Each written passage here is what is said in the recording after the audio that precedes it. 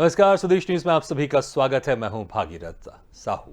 उम्मीदों का बजट में आप सभी का स्वागत है। हमारी खास पेशकश है। मध्य प्रदेश विधानसभा में वित्त मंत्री जगदीश देवड़ा बजट पेश कर रहे हैं। तो टोटल बजट है वो है 2,79,237 करोड़ का ये कुल बजट है। तो वहीं राजकोषीय घाटा की बात करें, जो जिक्र किया गया है विधानसभा में वित्त मंत्री की तरफ से, वो है 55,511 करोड़ का अनुमानित राजकोषीय घाटा है।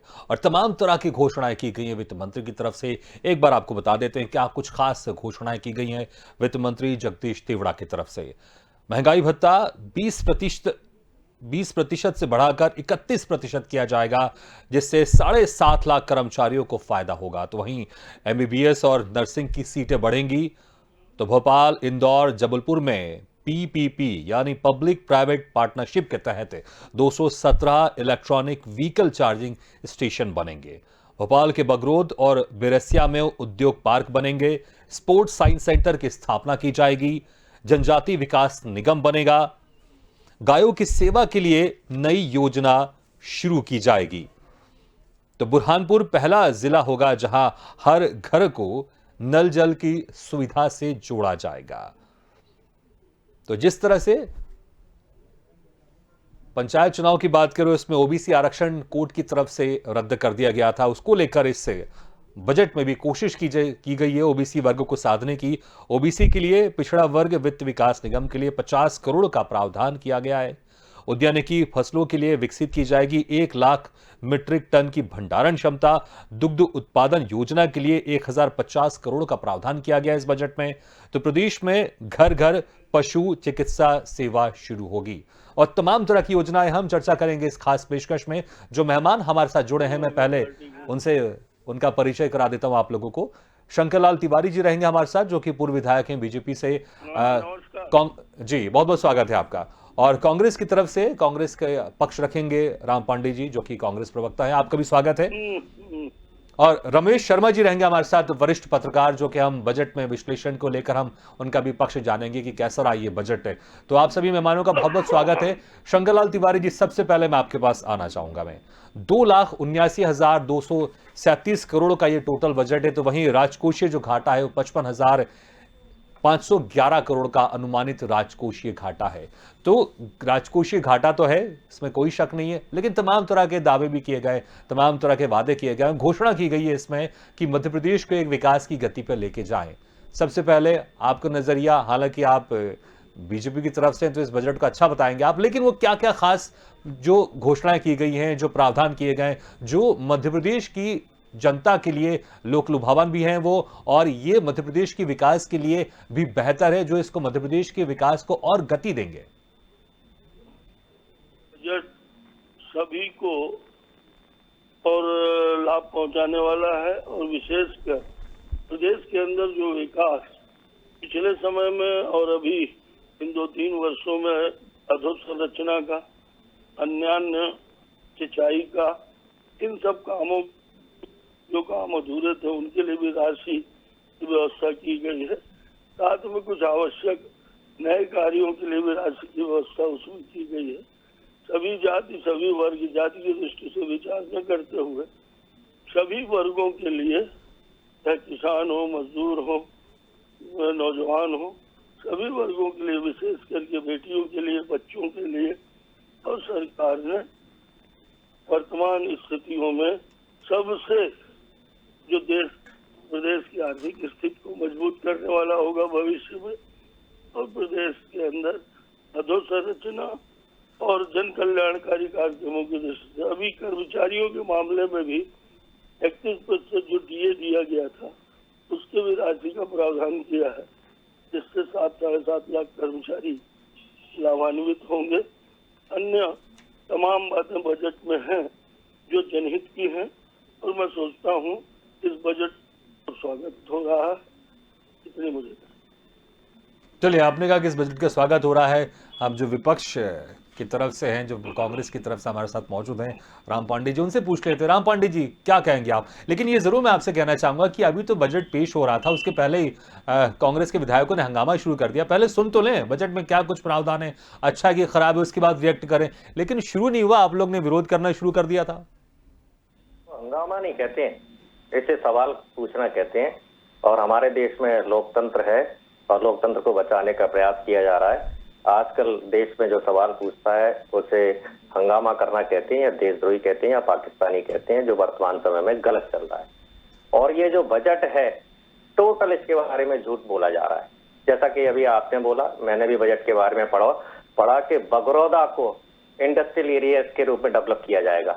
मैं स्वयं बगरौदा देख चुका हूं, वहां स्वयं मैं 200 के आसपास फैक्ट्रियां देख चुका हूं। आयशर का वहां बहुत बड़ा प्लांट मैं स्वयं देख चुका हूं जिसका प्रोडक्शन चल रहा है।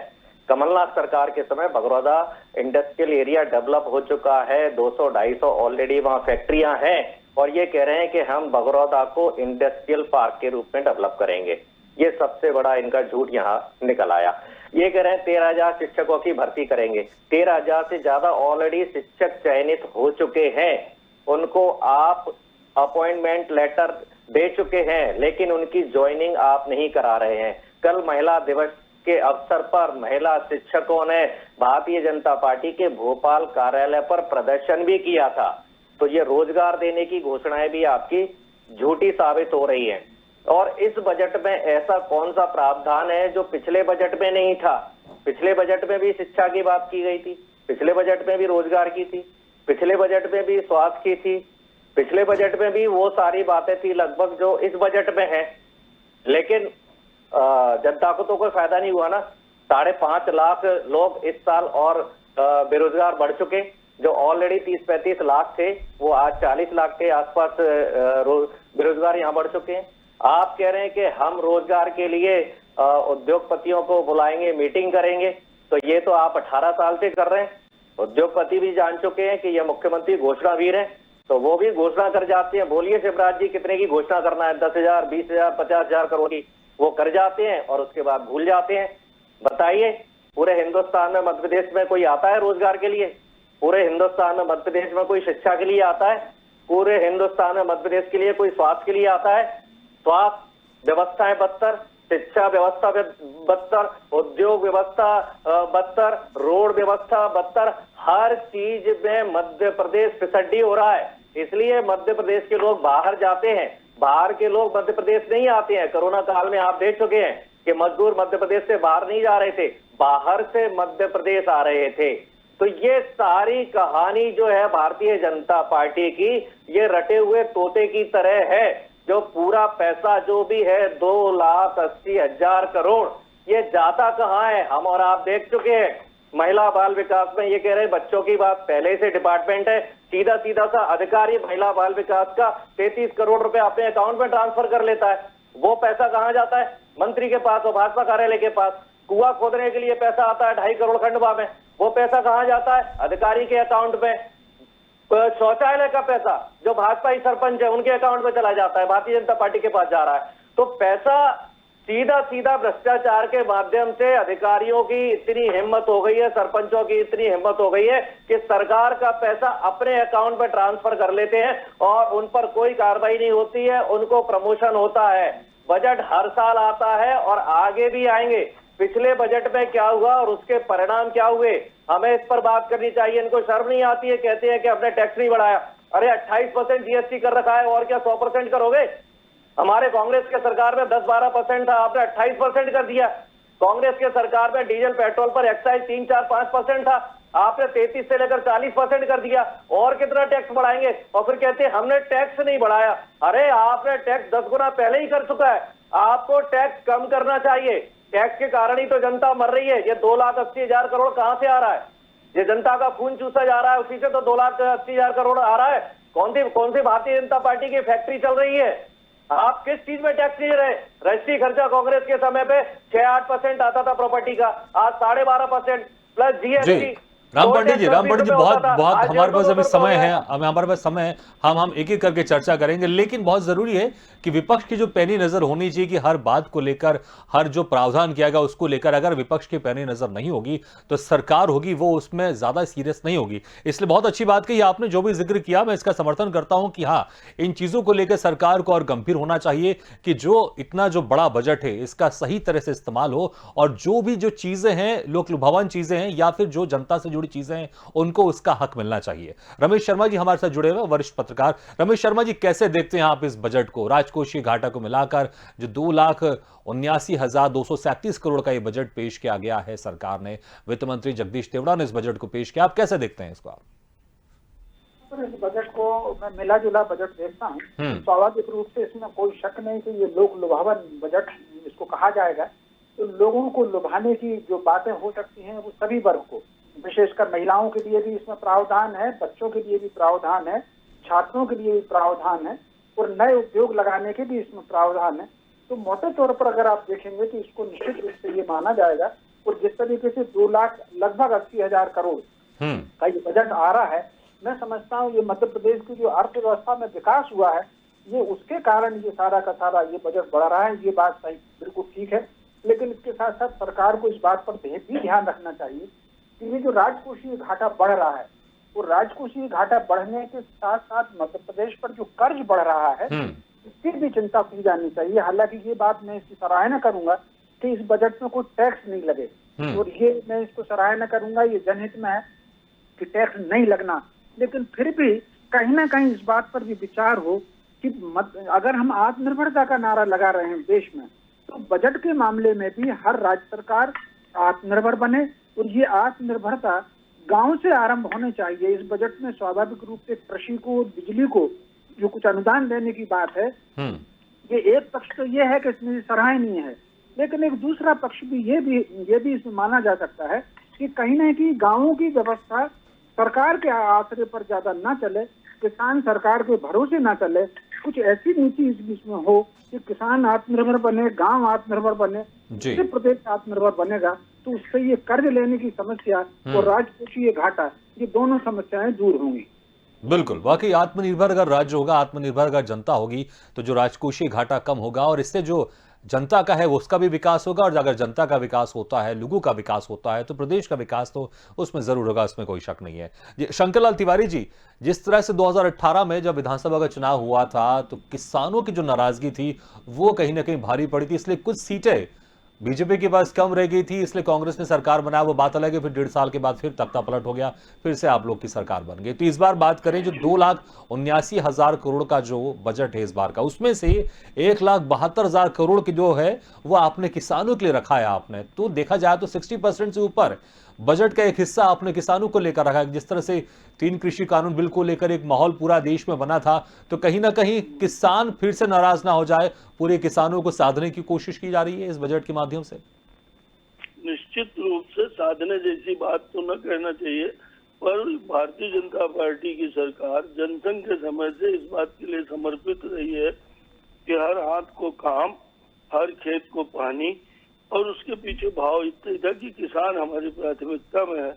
आपने देखा होगा कि जब 15 महीने कमलनाथ जी की सरकार थी, उस समय बीमा किसानों का हुआ था, उसका मात्र 2500 करोड़ रुपए जमा करना था राज्यांश, और ये कहा गया कि खजाना खाली है।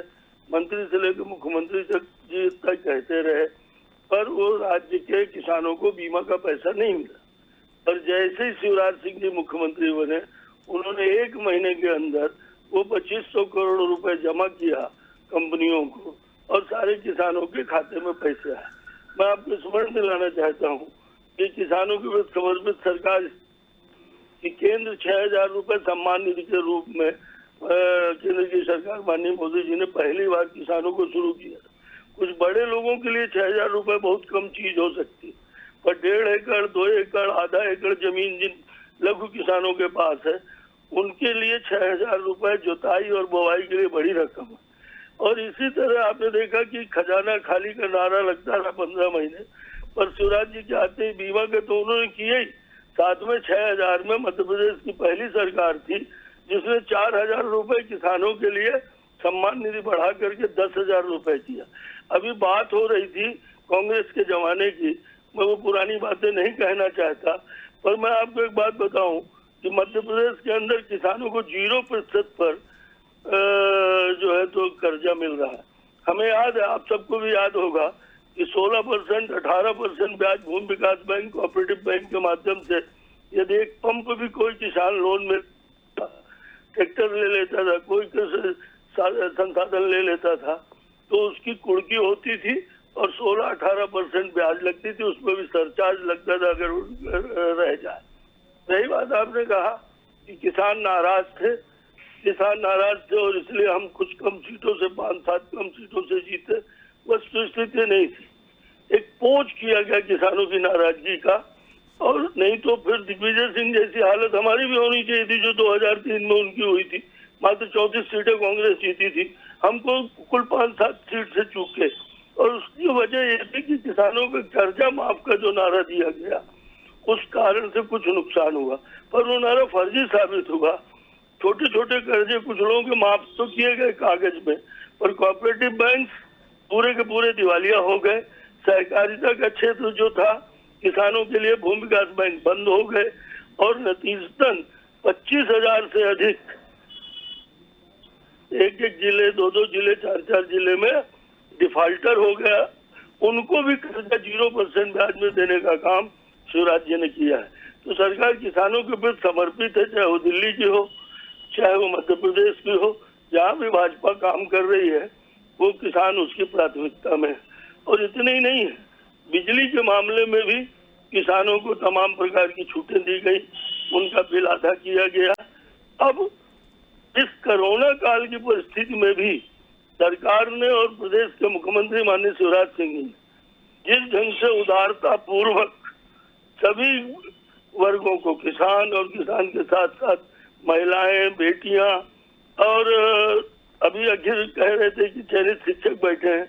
अरे चयनित शिक्षक बैठे हैं तो चयन हमारे टाइम का किया हुआ है, और उसमें जो आर्थिक स्थिति बनेगी, भाषण दे रहा तो अलग बात है, पर आर्थिक स्थिति कोरोना काल चाहे झोपड़ी की रही हो, तो चाहे उद्योग की रही हो, चाहे सरकार की रही हो, कमजोर रही है, और उसके बाद भी जिस चतुराई से और जिस तरह सरकार ने काम किया, मैं सोचता हूँ ये बजट आज की परिस्थितियों में, जैसा कि आदरणीय शर्मा जी ने भी कहा, ये लोक लुभावन के साथ ही साथ प्रदेश को विकास की गति में आगे ले जाने वाला बजट है। बिल्कुल शंकरलाल तिवारी जी, हर किसी की उम्मीद रहती है कि सरकार जो बजट बना रही है, चाहे वो राज्य सरकार हो, केंद्र सरकार हो, वो जनता के लिए फायदेमंद हो, देश के लिए फायदेमंद हो, राज्य के लिए फायदेमंद हो, इसमें कोई शक नहीं। लेकिन देखेंगे जितने भी सारे प्रावधान किए गए, घोषणा की गई है, ये किस तरह से जमीन पर उतरते हैं। राम पांडे जी, 1,72,000 करोड़ रुपए किसानों के लिए इसमें प्रावधान किया गया है, आप क्या कहेंगे? आपको लगता है कि ये जो प्रावधान है इतना बड़ा, क्योंकि 60% के ऊपर जो बजट है उसका ये हिस्सा 1,72,000 के ऊपर इससे ज्यादा है, 60% से ज्यादा ही है, तो आपको लगता है कि इसमें जो इतना बड़ा प्रावधान किया गया है, कहीं ना कहीं बीजेपी को लग रहा है कि जो किसान जो नाराज चल रहे थे कृषि बिल की वजह से, अब उनको साधने की कोशिश की जा रही है, और जो भी प्रावधान किए गए, आपको लगता है जमीन तक और किसानों को इससे फायदा मिल पाएगा? 700 किसान दिल्ली किसान आंदोलन में शहीद हो गए थे। मध्य प्रदेश विधानसभा में उनको श्रद्धांजलि दी गई थी, लोकसभा राज्यसभा में भी श्रद्धांजलि दी गई थी कांग्रेस के द्वारा। भारतीय जनता पार्टी का एक विधायक और एक सांसद खड़ा नहीं हुआ। किसानों को मार दिया गया, उनकी मृत्यु हो गई। जो पार्टी किसानों के सम्मान में श्रद्धांजलि तक नहीं दे सकती है, जबकि हमारी संस्कृति सभ्यता ये कहती है कि किसी की मृत्यु हो जाती है तो 2 मिनट के लिए खड़ा हुआ जा सकता है, लेकिन भारतीय जनता पार्टी के जनप्रतिनिधि, विधायक और सांसद किसानों को 2 मिनट की श्रद्धांजलि देने के लिए विधानसभा और लोकसभा में नहीं खड़े हुए, तो ये बताता है कि ये किसानों के कितने हितैषी हैं। हमने किसान कर्ज माफी की, जब किसान कर्ज माफी की हमने सूची बनाई तो 3,000 करोड़ का घोटाला पाया गया। 3,000 करोड़ रुपया जिन बैंकों की अभी तिवारी जी बात कर रहे थे, उन बैंकों से भारतीय जनता पार्टी के कार्यकर्ताओं ने किसानों के नाम पर लोन ले लिया। 3,000 करोड़ रुपए भारतीय जनता पार्टी के कार्यकर्ता और नेता इन बैंकों का खा गए, इस कारण इन बैंकों का नुकसान हुआ। और किसान कर्ज माफी जब कांग्रेस ने की, पहले तो तिवारी जी और कोई ये स्वीकार नहीं करता था, लेकिन विधानसभा में जब सवाल पूछा गया तो भारतीय जनता पार्टी को स्वीकार करना पड़ा कि कमलनाथ सरकार ने 27 लाख किसानों का कर्जा माफ किया। यदि कांग्रेस सरकार ने किसानों का कर्जा माफ किया तो आगे आने वाली सरकार की जिम्मेदारी रहती है कि उस योजना को आगे बढ़ाया जाए। तो बचे हुए किसानों का कर्जा माफ क्यों नहीं किया? आप तो अपने आप को स्वयं किसान विरोधी साबित कर रहे हैं। बिजली बिल, अभी तिवारी जी कह रहे थे आधा किया, कितना झूठ बोलते हैं। बिजली बिल किसानों का आधा कमलनाथ सरकार ने किया था। इन्होंने तो क्या किया है, किसानों पर टैक्स लगा दिया। कांग्रेस सरकारों ने किसान की उपज को टैक्स फ्री रखा था। कांग्रेस सरकार ने खेती में, किसानी में जो कृषि उपकरण काम आते थे उनको टैक्स फ्री रखा था। खाद, बीज, हर चीज को टैक्स फ्री रखा था। इन्होंने हर चीज पर टैक्स लगाना शुरू कर दिया, चाहे ट्रैक्टर हो या खेती के अन्य सामान हो। इन्होंने हर चीज पर 12%, 18%, 28% टैक्स लगाना किसानों पर भी इन्होंने शुरू कर दिया है। खाद के लिए अभी आपने देखा था, किसानों को खाद तक उपलब्ध नहीं करा पा रहे थे। आपके चैनल पर भी मैं डिबेट कर चुका था कि लाखों किसान मध्य प्रदेश के खाद नहीं मिलने के कारण उनकी फसल चौपट हो गई, उनको दोबारा बीज डालना पड़ा, उनको दोबारा सारी व्यवस्थाएं करनी पड़ी, उनकी लागत डबल हो गई। इन्होंने क्या कहा था, किसान की आय डबल करेंगे। आय डबल नहीं हुई, किसानों की आत्महत्याएं डबल हुई हैं। आप देख लीजिए, चाहे किसान हो या मध्य प्रदेश का आम आदमी हो, महंगाई से कौन नहीं जूझ रहा है, बेरोजगारी से कौन नहीं जूझ रहा है। ये कह रहे हैं कि हमने किसानों का फायदा किया, 6,000 रुपए, शर्म नहीं आती है? 60,000 रुपए आपने किसान का डीजल का खर्चा बढ़ा दिया। हर गांव में खेती आजकल ट्रैक्टर से होती है, डीजल से होती है।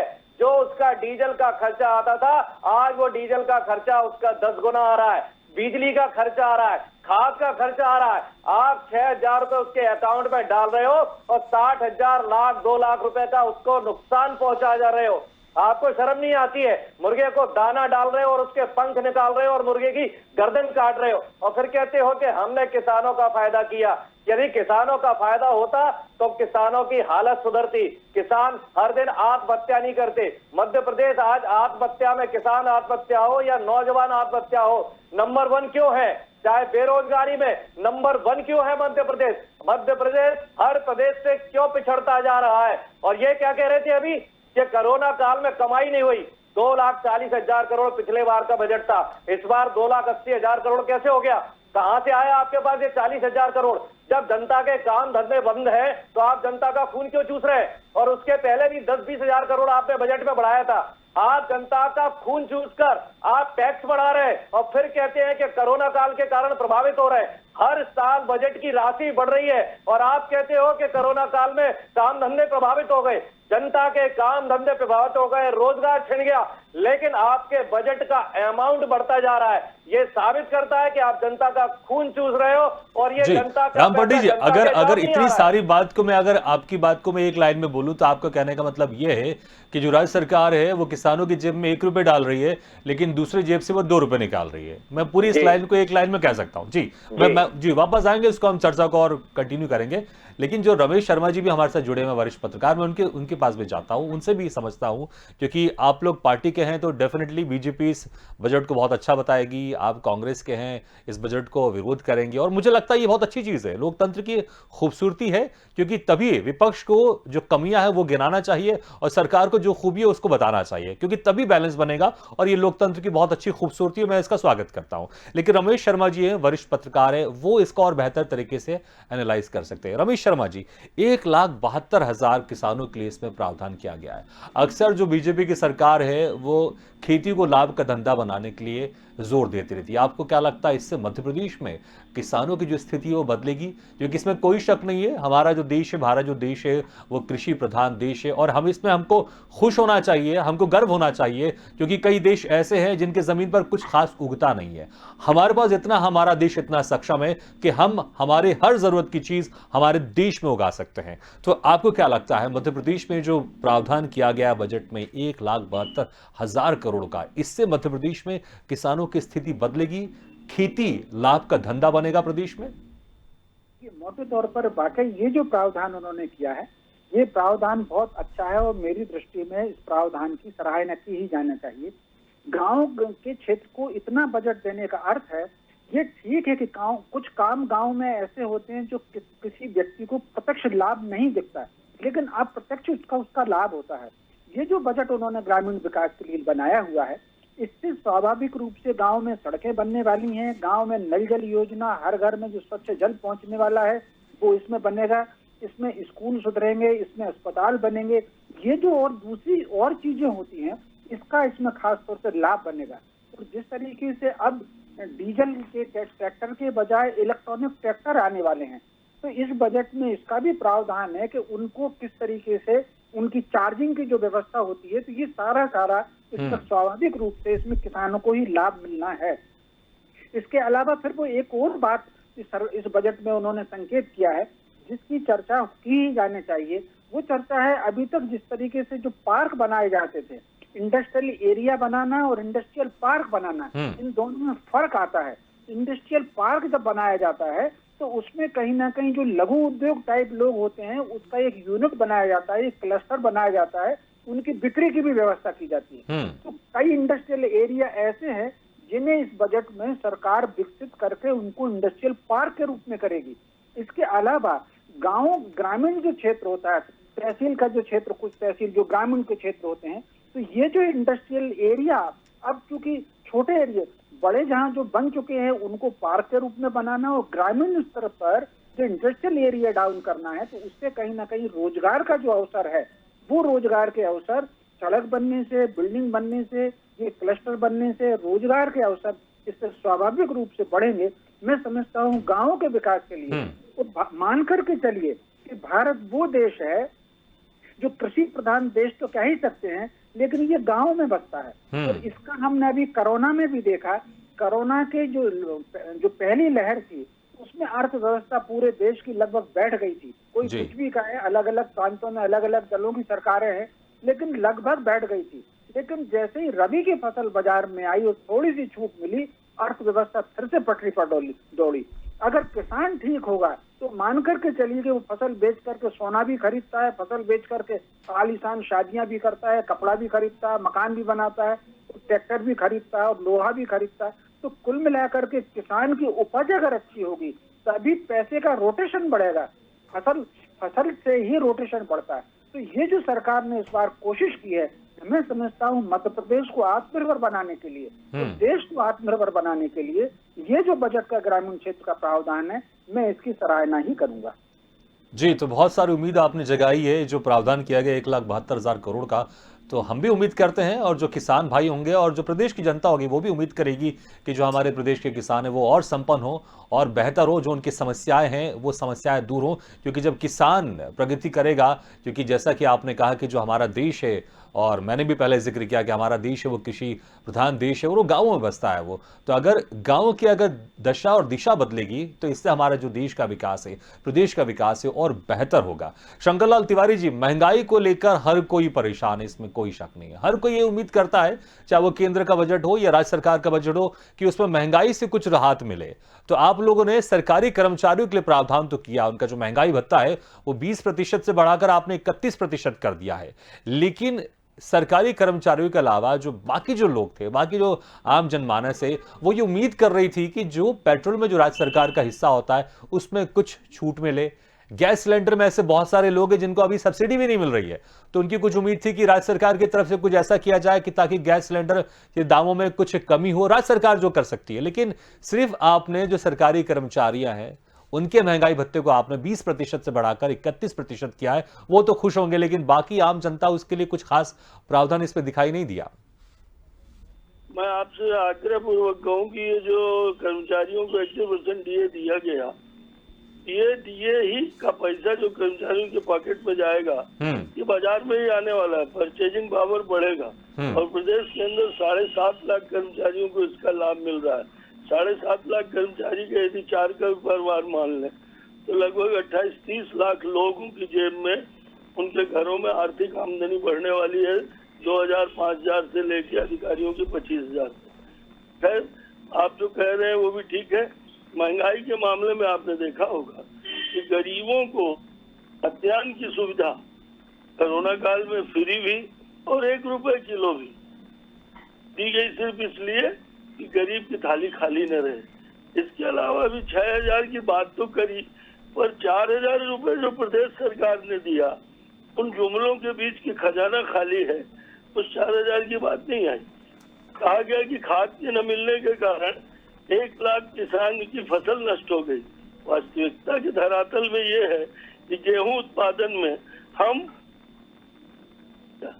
पहले किसानों की गेहूं और धान भर खरीदी जाती थी समर्थन मूल्य पे। आज हमने उन सभी, चाहे दलहन हो, तिलहन हो या अन्य फसल हो, उन सभी फसलों को हमने जो है तो समर्थन मूल्य के माध्यम से किसान को उचित पैसा मिले, इसके लिए केंद्र सरकार ने भी प्रावधान किए। क्योंकि आज बजट मध्य प्रदेश का है, तो इसलिए मैं आपसे ये कहना चाहता हूँ। नहीं, मध्य प्रदेश का बजट है, लेकिन अगर राज्य सरकार का जो हिस्सा होता है पेट्रोल में, उसमें तो कुछ कर सकती थी राज्य सरकार। जी शंकरलाल जी, हमारी आवाज आ रही है आपको? जी, लगता है कि हमारी आवाज शायद उन तक नहीं पहुंच पा रही है। राम पांडे जी, जैसा कि मैंने कहा कि जनता हमारे देश की, जो प्रदेश की, जो उम्मीद कर रही थी कि कुछ तो छूट मिले पेट्रोल में, जो राज्य सरकार का जो हिस्सा होता है, क्योंकि कई ऐसे लोग हैं जिनको गैस सिलेंडर में जो पहले सब्सिडी मिल रही थी अब उनको नहीं मिल रही है।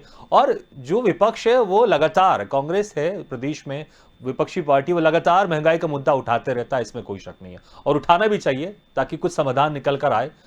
आप भी कुछ उम्मीद कर रहे थे कि राज्य सरकार कुछ करेगी, या फिर आप तो आश्वस्त थे कि नहीं राज्य सरकार इसमें ऐसा कुछ खास नहीं करने वाली? लेकिन सरकारी जो कर्मचारी, उनका जो महंगाई भत्ता है उसको 20% से बढ़ाकर 31% कर दिया है। ये तो कमलनाथ सरकार ने कर दिया था कि जो प्रदेश का जो डीए है वो केंद्र के डीए के बराबर होगा। उस समय केंद्र का डीए 20% था, तो कमलनाथ जी ने 20% कर दिया। जब केंद्र का डीए 31% हो गया तो शिवराज जी को ये 2 साल पहले करना चाहिए था। जब प्रदेश का और केंद्र का डीए बराबर चल रहा है तो शिवराज सिंह जी क्यों पिछड़ गए 2 साल? और जब पुरानी पेंशन जो योजना थी, जो बीजेपी सरकार ने, अटल बिहारी सरकार ने बंद कर दी थी, राजस्थान सरकार ने शुरू कर दी है कि जो पुरानी पेंशन है वो लागू रहेगी। तो यदि कर्मचारियों को सही फायदा देना है तो आप पेंशन योजना जो पुरानी चल रही थी वो लागू कीजिए। और आप कह रहे हैं कि 60% पैसा किसानों के लिए जा रहा है, तो मुझे ये बताइए फिर इन्होंने कटौती कहां की है? क्या इन्होंने शिक्षा में कटौती की है, क्या स्वास्थ्य में की है, या सड़कों पर की है, इंफ्रा में की है? ये बताएं तो सही। ये भी इनका झूठ है, ये नहीं बताएंगे कि कटौती कहां की है। किसानों को यदि फायदा देना था तो जो खाद का कट्टा 400 का है वो 200 का करना चाहिए। जो डीजल है 4% टैक्स लगता था कांग्रेस के जमाने में, आपने 40% कर दिया। तो उस डीजल के टैक्स को कम कीजिए ना। जो बीज के दाम बढ़ गए उसके भी बीज के दाम को कम कीजिए ना। कृषि यंत्रों पे 12%, 18% जो आपने टैक्स लगा दिए हैं उन टैक्स को कम कीजिए ना। और जो एमएसपी है, एमएसपी को डबल कीजिए ना। भाई किसानों की आय डबल करना चाह रहे हैं, एमएसपी आप डबल कर दीजिए, किसानों की आय डबल हो जाएगी। क्योंकि किसान जब अपना उत्पादन बेचता है और जब आम आदमी मुझे और आपको मिलता है तो वो 5 से 10 गुना महंगा मिलता है। तो यदि एमएसपी डबल कर दी जाए तो वो किसानों के लिए असल में उनका फायदा करना होगा। ये सब इनके जुमले हैं। हमें पता है कि भारतीय जनता पार्टी जब भी छोड़ेगी वो जुमले छोड़ेगी। और आप देख लेना, अगला बजट फिर आएगा, फिर यही कहानी चलेगी, फायदा किसानों को कुछ नहीं होगा। सबसे बड़ा प्रमाण ये है कि आत्महत्याएं क्यों बढ़ रही हैं। अभी तिवारी जी ने कहा था हमने गरीबों को राशन बांटा। भाई 4 गुना गरीब कैसे बढ़ गए? प्रधानमंत्री को शर्म नहीं आती है? कहते हैं 80 करोड़ देश में गरीब हो चुके हैं। जब 80 करोड़ बीपीएल रेखा के नीचे जा चुके हैं, आप समझ लीजिए लगभग 100 करोड़ लोग गरीब हो चुके हैं। जिस 125 करोड़ में से जिस देश में आपने 100 करोड़ गरीब बना दिए, वो देश कैसे अपने पैरों पर खड़ा हो सकता है? जो देश, जो घर, जो परिवार आर्थिक रूप से समृद्ध नहीं होगा वो शक्तिशाली हो ही नहीं सकता, वो दुनिया के साथ चल ही नहीं सकता।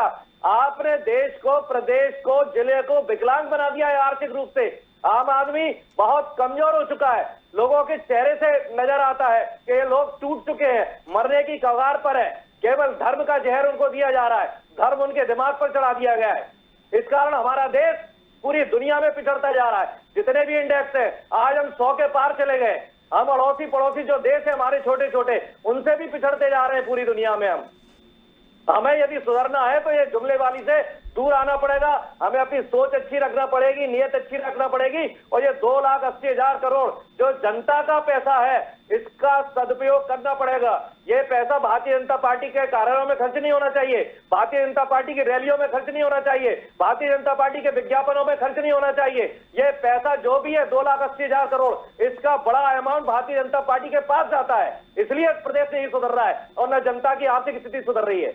चलिए, बहुत बड़ा गंभीर आपने आरोप लगाया, लेकिन हालांकि इसके पीछे आपके पास देखिए क्या होता है कि विपक्ष होता है, आपने बहुत बड़े गंभीर आरोप लगाए और विपक्ष को इस तरह के मुद्दे उठाने चाहिए। बिल्कुल बिल्कुल, मैं समर्थन करता हूं, आप उठाइए इस तरह के मुद्दे, लेकिन मैं इसमें यह भी जिक्र करना चाहूंगा जी, आज का प्रमाण दूं मैं आपको। नहीं बिल्कुल, देखिए मैं यहाँ तो हम चर्चा कर सकते हैं। मैं ये जरूर कहना चाहूंगा, अगर कोई जैसे आप प्रमाण की बात कर रहे हैं, कोई प्रमाण है तो बकायदा आप जाइए, उसको लेकर आप कोर्ट में जा सकते हैं। तमाम तरह की मीडिया में प्लेटफॉर्म है। भास्कर है आज का, है ये आज का दैनिक भास्कर है, जिसमें प्रति व्यक्ति आय 63,000 है और देश की 1 लाख है। ये आज का दैनिक भास्कर फ्रंट पेज की न्यूज है। प्रदेश हमारा गरीब क्यों है जी, देश की औसत ये चर्चा का विषय। मैंने कहा कि जैसे कि आपने बहुत सारा बड़ा आरोप लगाया था कि बहुत सारा पैसा बीजेपी के पास जाता है, अगर आपके पास इसके प्रमाण है तो मैं बिल्कुल चाहूंगा आप कोर्ट जाएं, मीडिया के सामने अपने सबूत पेश करें, क्योंकि विपक्ष का ये काम है सरकार पर नजर रखना। बिल्कुल, सब हार मान चुके हैं, तानाशाही के कारण सब हार मान चुके हैं, कोर्ट मीडिया सब हार मान चुके हैं। राम पंडित जी आते हैं आपने जो प्रति व्यक्ति आय का जिक्र किया था उस पर भी हम चर्चा करेंगे।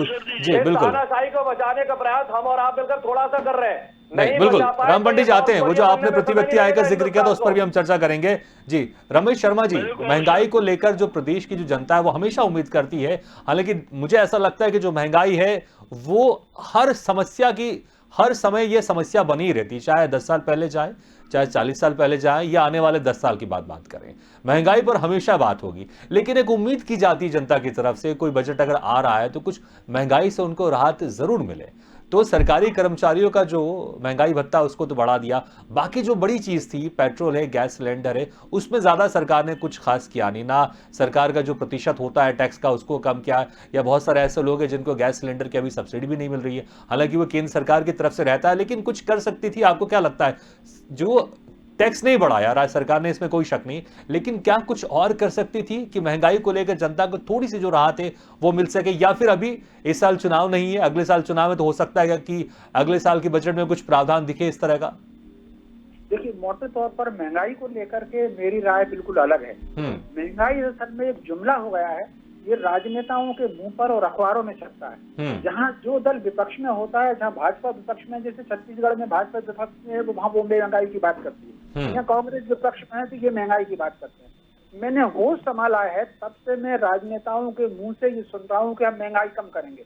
मुझे याद है मैंने 1963 में नेहरू जी की सभा सुनी थी, एक नारा ही बीच में आया था, एक जन ने दिया था कि हम 100 दिन में महंगाई कम कर देंगे। तो कुल मिलाकर के ये केवल एक जुमला है जो अखबार में है और राजनेताओं के मौके पर है।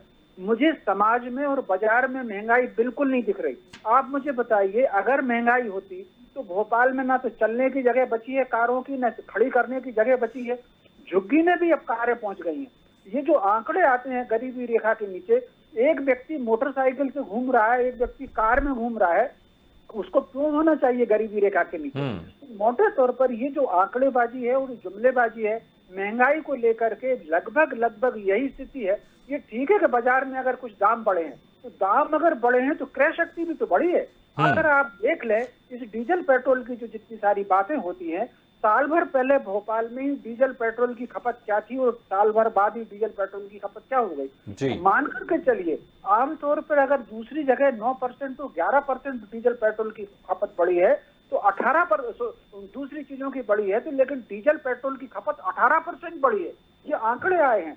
तो अगर डीजल पेट्रोल ज्यादा बिक रहा है तो इसका मतलब लोगों की खरीदने की कैपेसिटी भी बढ़ रही है। तो फिर व्यक्तिगत मेरा मत तो ये है कि डीजल पेट्रोल के दाम बिल्कुल दुगने हो जाने चाहिए, ताकि लोग जल्दी से इलेक्ट्रॉनिक कारें खरीदें। कि डीजल पेट्रोल से कितना वायु प्रदूषण फैल रहा है। आदमी पान खाने जाएगा तो कार लेकर जाएगा, पैदल चलने की, साइकिल चलने की बिल्कुल आदत खत्म हो गई।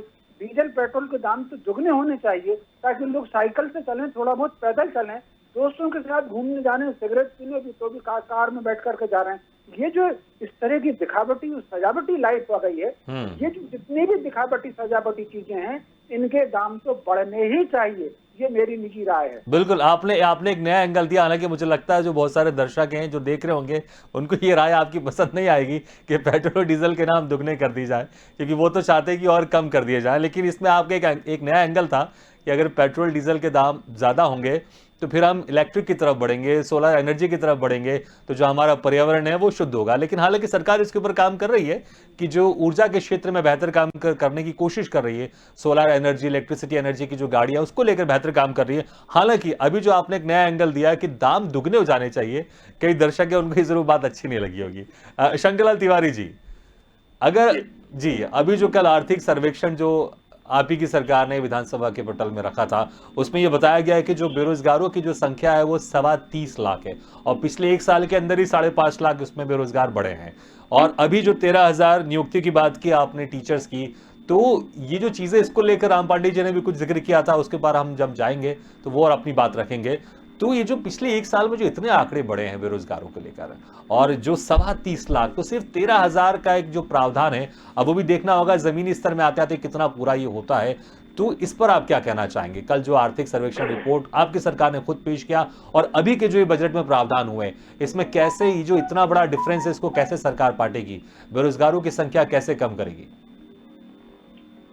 तरफ बेरोजगारों की संख्या जो बढ़ी है उसके आंकड़े रख लें, और दूसरी तरफ चूंकि कोरोना काल था उसको थोड़ी सा विश्लेषण में शामिल कर लें, और फिर ये भी देखें कि हमने रोजगार कितने लोगों को पिछले फिगर जो थे बेरोजगारी के उसमें देने का काम किया, और आगे भी जो प्रयास है वो देने। स्कूलें बंद थी और इसलिए पोस्टिंग नहीं हो पाई लोगों की, अब स्कूलें खुली हैं और इस नाते सरकार ने कहा कि हम 13,000 लोगों को पोस्टिंग करेंगे, भर्ती करेंगे। मैं आपसे कहना चाहता था कि ये आरोप लगाना कि ये बजट का पूरा पैसा वहां चला जाता है। विधानसभा में कांग्रेस के विधायक हैं, वरिष्ठ विधायक हैं, मंत्री रहे, विधानसभा में बहुत अनुभवी नेता प्रतिपक्ष है कमलनाथ जी, पर विधानसभा के अंदर एक एक विभाग के मांगों पर कटौती प्रस्ताव आते हैं और उन पर तमाम कांग्रेस पक्ष विपक्ष दोनों के भाषण होते हैं और वो अपनी बात रखते हैं। सिर्फ सतही तो बजट पे हो रही है, और हम बात कर रहे हैं विदेशों में कृषि ज्यादा अच्छी हो गई है, विदेशों में उत्पादन ज्यादा अच्छा हो गया है। तो देश को और प्रदेश को नीचा दिखाने के लिए और अपनी राजनीतिक पिपासा मिटाने के लिए कोई भी आरोप करना, आपने हालांकि कहा है कि यदि कोई प्रमाण है तो आप अदालत जा सकते हैं, आप अन्य तरीके से उसका मैंने सामने ला करके प्रमाण कर सकते हैं। विधानसभा एक ऐसा अस्त्र है जिसका उपयोग कर सकते हैं, पर विधानसभा में तो सिर्फ हंगामा करना है, इसलिए कि तर्कहीन आरोप और तर्कहीन प्रमाणहीन जो बातें कही जाती हैं उनका कभी कोई अस्तित्व रहता नहीं। महंगाई की बात और डीजल पेट्रोल की बात हो रही है मध्य प्रदेश के अंदर। अभी आपने सोलर एनर्जी की बात की, इलेक्ट्रिक गाड़ियों की बात करी। मध्य प्रदेश के अंदर सीएनजी के सब जगह हर जिले में, मेरे यहाँ भी सीएनजी आ गई और सीएनजी दे रहे हैं। वो इस पेट्रोल से थोड़ी डीजल से में सस्ती पड़ती है, और इस नाते सरकार एथेनॉल से भी इसका विकल्प ढूंढ रही है। और पेट्रोल डीजल की जो बात आदरणीय रमेश शर्मा जी ने, हमारे वरिष्ठ पत्रकार हैं, उन्हें प्रणाम करता हूँ, उन्होंने जो कही सच में विदेशों से आता है, और इसके कारण मुद्रास्फीति और हमको डॉलर के बदले जो स्थितियां भोगनी पड़ती हैं उसको आत्मनिर्भर बनाने के लिए अभी पिछले समय आपने देखा होगा कि केंद्र की सरकार ने भी पेट्रोल डीजल पर और उसने टैक्स घटाए, और उसी अनुपात पर मध्य प्रदेश की सरकार और जहां जहां भाजपा की सरकारें थी उन्होंने भी टैक्स घटाए हैं। इस बजट में कोई नया टैक्स लगा नहीं। आगे आर्थिक स्थिति सुधरेगी तो जनता के लिए ही सुधरेगी, पर इस तरह के भोंगड़े आधारहीन आरोप कि 2,79,000 का जो बजट है वो आधा भारतीय जनता पार्टी कार्यालय चला जाता है। मैं सोचता हूँ इस तरह के तर्कहीन आरोप डिबेट में लगाने का मौका नहीं होता। नुक्कड़ सभाओं में कभी भाषणबाजी करनी तो करते रहे, पर वस्तुस्थिति है कि बजट पर आज ये डिबेट थी, और बजट सराहनीय है, बजट सबको स्वीकार है, तमाम लोगों की प्रतिक्रियाएं मिल रही हैं, और इस नाते कांग्रेस एक बात बता दे कि भैया हम सब गड़बड़ कर रहे हैं, हमसे बिल्कुल सारा पैसा घर ले जा रहे हैं, फिर भी विधानसभा चुनाव के तुरंत बाद, जिसमें आप 5-7 सीट ज्यादा जीते कर्जा माफी का झूठा वादा करके, उसके तुरंत बाद लोकसभा के चुनाव हुए, उसमें आप कहाँ चले गए? बिल्कुल। तो आप चुनावों से मामला? आप चुनावों में जो परिणाम आए उसको लेकर आप ये कहना चाहते हैं कि जनता ने ये जो आरोप लगा रही है कांग्रेस प्रमुख विपक्षी पार्टी, उसको नकार दिया था, इसलिए आपको चुना है। मुझे लगता है कि एक सीट कुल भाई विधानसभा के चुनाव के बाद लोकसभा में कुल एक सीट जीती, वो भी कमलनाथ नहीं, बिल्कुल भाई, इसलिए वही कह रहा हूं, चुनाव के जो 25 परिणाम है उसको लेकर आप ये बताना चाह रहे हैं, तर्क देना चाह रहे हैं कि जो आरोप कांग्रेस लगा रही है वो निराधार थे, इसलिए जनता ने आपको चुना है। मुझे लगता है कि राम पंडित जी बहुत सारे सवालों का जवाब देना चाह रहे हैं, क्योंकि एक के बाद एक करके शंकरलाल तिवारी जी ने बहुत सारी डायरेक्ट पॉइंट करके राम पांडे जी की तरफ बहुत सारी बातें रखी है। लेकिन मैं चाहूंगा कि जो बेरोजगारी की जो बात करेंगे, कि कल जो आंकड़े पेश किए गए आर्थिक सर्वेक्षण में कि अभी जो मध्य प्रदेश में 30 लाख के आसपास आंकड़े हैं, पता नहीं अब आप इन आंकड़ों से कितने सहमत होते हैं, और पिछले एक साल में 5.5 लाख बेरोजगारों की संख्या बढ़ी है। तो मुझे लगता है कि बहुत सारे सवाल हैं जो बहुत सारे जवाब है जो आप देना चाहेंगे, जो शंकरलाल तिवारी जी ने आपकी तरफ पॉइंट करके कहे हैं। जी, तिवारी जी का कहना ये है कि हम चुनाव जीत रहे हैं इसलिए महंगाई बढ़ाएंगे। जनता इतनी कमजोर हो जाए कि यदि उसको 2 वक्त का खाना मिल जाए तो वो उसी को विकास समझे। उनका कहना है कि हम बेरोजगारी बढ़ाएंगे, क्योंकि बेरोजगारी बढ़ेगी तभी तो नौजवान मोदी मोदी करेंगे। यदि अच्छी नौकरी मिल जाएगी, अच्छा व्यवसाय मिल जाएगा, तो अंधभक्त कैसे बनेंगे, कैसे व्यवसाय बनेगा? उनका कहना है कि हम जीत रहे हैं इसलिए कुलदीप सेंगर जैसे लोग पैदा करेंगे जो महिलाओं के साथ बलात्कार करें और उनके पिता की हत्या कर दें। उनका कहना यही है कि हम राम रहीम जैसे लोग पैदा करेंगे जो जनता के टैक्स के पैसे से, जिसको जेट प्लस सुरक्षा दी जाए जो प्रधानमंत्री के बाद दी जाती है, जनता के पैसे का दुरुपयोग किया जाए। तो ये चुनाव जीत रहे हैं, इसका मतलब है ये हर कुकर्म करने के लिए भारतीय जनता पार्टी को आजादी मिली है। विधानसभा लोकसभा में क्या होता है आप देख चुके हैं। लोकसभा में कृषि कानून अध्यादेश से लाया गया, लोकसभा में कोई चर्चा नहीं हुई, राज्यसभा में कोई चर्चा नहीं हुई, ध्वनि मत से दादागिरी से कानून पास कर दिया गया। किसान बैठे 15 विधानसभा में हंगामा करेंगे, लोकसभा में हंगामा करेंगे, कार्रवाई नहीं चलने देंगे, तो बोल रहे थे नहीं, शंकरलाल जी थोड़ा सा एक एक करके हम बातचीत कर लेते हैं। ये कितना झूठ बोल रहे थे, मैं शांति से सुन रहा था। बुजुर्ग थे, झूठ बोल रहे थे, लेकिन मैंने सम्मान किया। 70 साल के बुजुर्ग है, झूठ बोल रहे हैं। भारतीय जनता पार्टी सिखाया जाता है और झूठ, क्योंकि ये बुजुर्ग है तो झूठ की ट्रेनिंग ये स्वयं देते हैं। सबूत झूठ इनको बोलने की आदत पड़ गई है और ये सफेद झूठ बोल बोलकर इनकी दाढ़ी भी सफेद हो चुकी है। इसलिए मेरा कर्म है और आप शांत रहे जी, अब झूठ ना बोले आप, प्लीज शांत रहे। आप कर रहे हैं राम पांडे जी मैं चाहूंगा इन आंकड़े के ऊपर भी आपने कुछ आप बातें रखें, क्योंकि जिस तरह से कल राज्य सरकार ने जो आंकड़े जो दिए थे कि 30 लाख बेरोजगार हैं, पिछले एक साल में 5.5 लाख बेरोजगार बढ़े हैं, और जो प्रावधान किया गया है 13,000 टीचर्स की नियुक्ति का, इस पर आप अपनी बात रखिए। जनता के पैसे का हिसाब मांगना हमारा कर्तव्य है। जनता का पैसा कहाँ जा रहा है? 60 रुपए का हुआ है, आखिर ये 50 रुपए किसकी जेब में जा रहा है? डीजल के दाम डबल हो गए, पैसा किसकी जेब में जा रहा है? गैस के दाम 600 रुपए बढ़ गए, किसकी जेब में पैसा जा रहा है? आखिर पैसा जा रहा है?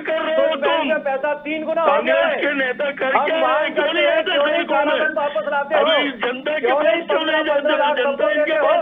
आपने कहा था ना 15 लाख सबके अकाउंट में आ जाएंगे। आप यदि एक क्यों नहीं कानून लाते हो? प्रधानमंत्री स्विट्जरलैंड गए थे, क्यों नहीं बात की? आप आत्मनिर्भर की बात करते हो, दोगली नीति करते हो। FDI 100% क्यों किया? यदि आपको आत्मनिर्भर भारत बनाना है तो FDI 100% क्यों किया? आप गौ माता की बात करते हो तो गौ माताएं क्यों कट रही है? भोपाल, इंदौर, जबलपुर, ग्वालियर, ऐसा कौन सा शहर है जहाँ गौ माता की हत्या नहीं की जा रही हो? बीफ का उत्पादन डबल क्यों हो गया? आज भी विधानसभा में हंगामा करोगे, वहाँ कोई तर्क नहीं, कोई प्रमाण नहीं, विधानसभा चलने नहीं दोगे, जो संवैधानिक संस्था है उनको अपमानित करोगे, उनके ऊपर झूठे आरोप लगाओगे। चले शंकरलाल जी मुझे लगता है 1-2 आप लोग अच्छी खासी हो गई है अभी, लेकिन समय थोड़ा कम है इसलिए हम कुछ एक एक करके चर्चा कर लेते हैं। जी राम पांडे जी अपनी बात रखिए आप। जी राम पांडे जी अपनी बात रखिए। शोभा नहीं देता, आप बुढ़ापे में झूठ बोलते हो। जी राम पांडे जी व्यक्तिगत ना जाए, अपनी बात हम रखते हैं। ये चैनल की बदनामी होगी, अच्छा नहीं लगेगा। आप शांत रहिए।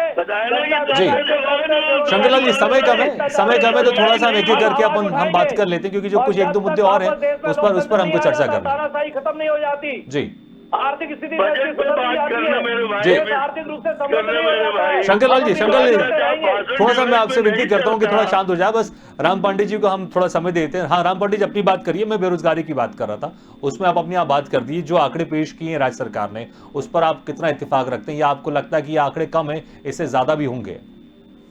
देखिए आंकड़े 18 साल से पेश हो रहे हैं, आंकड़ों का परिणाम नहीं आ रहा है ना। ये 13,000 की बात कर रहे हैं। शिवराज जी ने कुछ दिन पहले बोला था कि 1 लाख रुपए हर महीने देंगे, ये तुरंत ही विधानसभा में झूठ बोल दिया। बोले 1 लाख से सीधे 13,000 रुपए साल पे आ गए।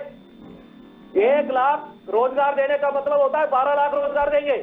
ये भी मोदी जी के पिताजी ने 2 करोड़ चलिए थोड़ा हम स्वास्थ्य पर भी बात कर लेते हैं। जी थोड़ा हम स्वास्थ्य पर भी बात कर लेते हैं। जी राम पांडे जी, शंकरलाल जी, थोड़ा हम स्वास्थ्य पर बात कर लेते हैं। रमेश शर्मा जी से पूछना चाहूंगा। रमेश शर्मा जी, इस बजट में स्वास्थ्य को लेकर आपको क्या लगता है, वो कौन कौन सी जो प्रावधान है जो मध्य प्रदेश में जो स्वास्थ्य को लेकर जो स्थितियां वो और ज्यादा बेहतर होंगी? हालांकि जो MBBS की जो सीटें हैं वो 2035 से बढ़ाकर उसको 3,250 कर दी गई है। इससे सीटें बढ़ेंगी तो डॉक्टर्स बढ़ेंगे, तो मुझे लगता है कुछ फर्क तो पड़ेगा। और क्या कुछ आपको दिखे प्रावधान जो स्वास्थ्य की दृष्टि को लेकर मध्य प्रदेश में ज्यादा और बेहतर हो सकता है? क्योंकि अभी कोरोना काल में हमने देखा किस तरह से स्थितियां खराब हुई थी, और आगे कभी कोई ऐसी गंभीर महामारी ना आए, जिसकी वजह से अब सरकार को पहले से तैयार होना चाहिए। देखिए मोटे तौर पर स्वास्थ्य को लेकर के 2-3 बातें तो इसमें अच्छी हुई हैं। खास तौर से ऑक्सीजन को लेकर के ऑक्सीजन प्लांट बढ़ाने की जो बात हुई है, या अस्पतालों को और विकसित करके उनके आधुनिकीकरण की जो दिशा में जो बात हुई है। आमतौर पर अगर आप देखेंगे तो अब जिलों में भी ऐसे अस्पताल हैं कि जरा सा सीरियस हुआ आदमी तो उसको भोपाल या किसी महानगर में रेफर करते हैं। तो इसमें जो जिला अस्पतालों को उन्नयन करने की बात है, ये बिल्कुल अच्छी बात है। ऑक्सीजन को लेकर के जो सिस्टम बनाया वो अच्छी बात है। तो विशेषज्ञ तैनात करने की जो बात हुई कि गाँव के स्तर पर भी विशेषज्ञ तैनात किए जाएंगे, ये निर्णय भी बहुत अच्छा है। लेकिन इसके साथ साथ मेरी दृष्टि में ये जो उन्होंने मेडिकल की सीट बढ़ाने का निर्णय लिया है, ये सीटें कुछ और ज्यादा बढ़नी चाहिए। विशेषकर मध्य प्रदेश के जो बच्चे यूक्रेन से या कहीं से आ गए हैं, मैं समझता हूँ इतनी सीट तो कम से कम बढ़ी जाना चाहिए। ये सारे के सारे बच्चे उसमें एडमिट होना है। और सरकार के लिए हालांकि शिवराज जी ने इससे पहले घोषणा कर दी है कि हर जिले पर वो मेडिकल कॉलेज खोलेंगे। उस योजना पर काम भी चल रहा है। सागर में खुल गया है, विदिशा में खुल गया है, सिंगरौली में खुल गया, लगभग 13 मेडिकल कॉलेज खुले हैं इस समय प्रदेश में। तो मैं समझता हूँ उस योजना को तेज किया जाना चाहिए, और चुनाव से पहले या इस 1 वर्ष में मध्य प्रदेश के सारे जिलों में मेडिकल कॉलेज खड़ा हो जाए। और अभी जो मेडिकल कॉलेज हैं उनकी सीटें कम से कम इतनी बढ़ा दी जाएं, जितने बच्चे अभी लौट करके आए हैं वो सारे के सारे एकोमोडेट हो जाएं। ये जरूर आपके चैनल के माध्यम से मेरी सरकार से अपेक्षा है। बिल्कुल। शंकरलाल तिवारी जी, और क्या कुछ प्रावधान है, हम चाहेंगे जनता को आप बताएं। जैसे कि पहले ही शिवराज सिंह चौहान घोषणा कर चुके हैं कि हर जिले में एक मेडिकल कॉलेज खोला जाएगा। अभी जो MBBS की सीटें उसको 2035 से बढ़ाकर 3,250 कर दी हैं। और क्या क्या अगर कोई प्रावधान है जो शंकरलाल तिवारी जी से या मेरे से छूट गए तो मैं चाहूंगा आप उसका जिक्र करें, और समय ज्यादा नहीं है तो आप 1-1.5 मिनट में अपनी बात आप रखिएगा। स्वास्थ्य सुविधाओं की दृष्टि से केंद्र की सरकार ने एक बड़ा काम किया है, सबके नॉलेज में है, आयुष्मान योजना। और उस आयुष्मान योजना से पहली बार देश में गरीब आदमी जो सरकारी अस्पताल पर ही निर्भर रहता था और आगे बेचारा कुछ नहीं कर पाता था, उसको देश के किसी भी अस्पताल में 5 लाख रुपए तक की फ्री दवाई हो रही है। हजारों हजार लोगों की ये दवाइयां हुई है। अभी आदरणीय शर्मा जी ने कहा आज प्रत्येक जिले में ऑक्सीजन प्लांट लग चुके हैं। प्रत्येक जिले में तत्काल पैदा हुए बच्चों के लिए NNCU वार्ड बन चुके हैं। प्रत्येक जिले के अंदर डायलिसिस की व्यवस्था जिला अस्पतालों में की जा चुकी है। जी और जी शंकरलाल जी, समय कम है इसलिए एक आखिरी कमेंट में राम पांडे जी से भी ले लेता हूं। राम पांडे जी, स्वास्थ्य को लेकर जो इसमें बातें कही गई है, शिवराज सिंह चौहान ने जो पहले जिक्र कहा था कि हर जिले में एक मेडिकल कॉलेज खोला जाएगा, अभी एमबीबीएस की सीटें भी बढ़ा दी गई है, स्वास्थ्य को लेकर इस बजट में क्या कुछ रहा है, उस पर आपकी क्या टिप्पणी है? लास्ट कमेंट आपसे लेना चाहूंगा। देखिए, तिवारी जी सही कह रहे हैं। तो विधानसभा लोकसभा में भाजपा ने झूठ बोला कि ऑक्सीजन की कमी से कोई नहीं मरा। यदि ऑक्सीजन की कमी से कोई नहीं मरा तो ये अस्पतालों में ऑक्सीजन प्लांट क्यों लगाए जा रहे हैं? और दूसरा, अस्पतालों के लिए या मेडिकल कॉलेज के लिए मैं बेसिक बात करूंगा। मेडिकल कॉलेज खोलने का खर्चा कम से कम 100 करोड़ आता है और एडमिशन होता है 100 विद्यार्थियों का, तो मालिक को नुकसान होता है, इसलिए वो 2 नंबर में 1-1 करोड़ 2-2 करोड़ फीस लेता है। तो जो मेडिकल कॉलेज खोलने की जो परमिशन है उसके नियम शिथिल करना चाहिए। उसमें 25-50 एकड़ जमीन लगती है, कम एकड़ जमीन लगे, कम पैसा लगे, ज्यादा मेडिकल कॉलेज खोले और ज्यादा इंटेक रहे, तब ये मेडिकल कॉलेज जो हमारे बच्चे यूक्रेन पढ़ने जा रहे हैं, रसिया पढ़ने जा रहे हैं, वो वहां पढ़ने नहीं जाएंगे, तो हमारे बच्चे हमारे देश में पढ़ेंगे। तो मेडिकल कॉलेज खोलने की जो प्रक्रिया है, जो नियम है, वो गलत है, वो बहुत टफ है, उनमें सुधार होना जरूरी है। राम पांडे जी, जो मुझे लगता है कि विपक्ष जो विपक्ष सजेशन देता है, अगर उसमें कोई बेहतर है तो सरकार को इसको ध्यान में जरूर रखना चाहिए। और आप सभी मेहमानों का बहुत बहुत शुक्रिया कि आपने हमारी इस खास चर्चा में आपने शिरकत की। बहुत बहुत शुक्रिया सभी मेहमानों का। तो मध्य प्रदेश विधानसभा का बजट पेश हो गया है। टोटल बजट 2,79,237 करोड़ का है और जो राजकोषीय घाटा रहा है वो 55,511 करोड़ का है। और जो तमाम तरह के प्रावधान इसमें किए गए, अब देखना होगा कि जमीनी स्तर पर उसमें कितना प्रदेश की जनता को फायदा होता है और मध्य प्रदेश को जो उसका विकास है उस विकास में कितनी गति मिलती है। हमारे इस खास पेशकश उम्मीदों का बजट में फिलहाल इतना है, लेकिन खबरों का सिलसिला लगातार जारी। आप देखते रहिए स्वदेश न्यूज, सबसे पहले देश।